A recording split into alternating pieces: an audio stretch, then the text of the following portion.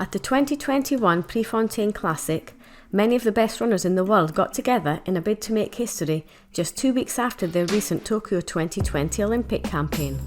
During this event, there were many great races, such as the Bowerman Mile, where Jakob Ingebrigtsen clocked a brilliant time of 3 minutes and 47 seconds to win the race, breaking the Norwegian and Diamond League records in the process.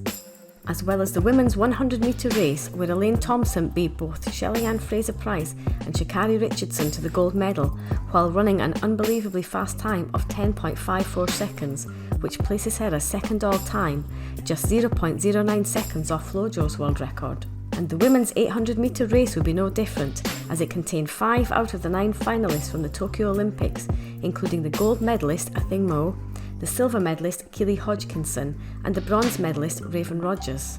Just over 2 weeks prior to this race, the 800-metre final at the Tokyo 2020 Olympics took place. In this race, Athing Mu stunned the watching world by striding her way to victory with relative ease, after taking the race out at a fast pace and holding her lead for the full distance. During the entirety of this race, Athing Mu looked in complete control, and there wasn't one point where she looked in any danger whatsoever. This resulted in Athing claiming the Olympic gold medal and walking away with an American record time of 1:55.21. In addition, this race also made Mu the champion of the world at the 800-metre distance, and as a result this made her the outright favourite going into the Prefontaine Classic. As the gun blew to signal the start of the race, Athing Mu made her way right to the front behind the pacer Kaylin Whitney, while being followed closely behind by Gemma Reekie. And as the field passed through 300 metres, Athing Mu and Gemma Reekie had already established a gap back to the chasing pack, which contained the likes of Keely Hodgkinson and Raven Rogers. At the 400-metre point of this race, Mu and Reekie split a time of 54.60 seconds. This equates to 2.22 seconds faster than the time that Kratok-Vilova went through in when she broke the 800-metre world record in 1983, which still stands to this day. In addition, this also means that Mu was projected to finish this 800-metre race in a time of 1:49.20, which is over 4 seconds faster than the world record, to show just how fast this opening lap was. And as Mu went through 600 metres in a time of 1:24.44, she opened up a gap of around 30 metres between her and Gemma Reekie, who was now getting swallowed up by the rest of the field.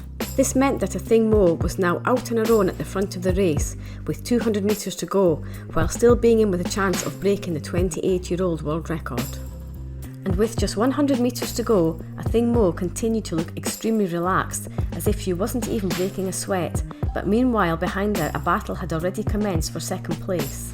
However, this did not affect Mu, who continued to stride towards the finish line as she finished in first place, while Kate Grace outkicked the likes of Natoya Goule and Raven Rogers to finish in second, as Natoya Goule held on for third. This resulted in a new world lead, American record, meeting record and personal best for Athing Mu, as she crossed the finish line in a lightning quick time of 1:55.04, with over 2.5 seconds back to second place Kate Grace. This race marked the last of Athing Mu's incredibly successful first season as a professional athlete, and at the age of just 19 years old, we can all expect a lot more to come from her in the many great seasons of her career yet to come. But make sure you comment whether you think Athing Mu will be able to break the 800-metre world record in the future. And if you enjoyed this video, it would be great if you could like the video and subscribe to the channel, which would be very appreciated.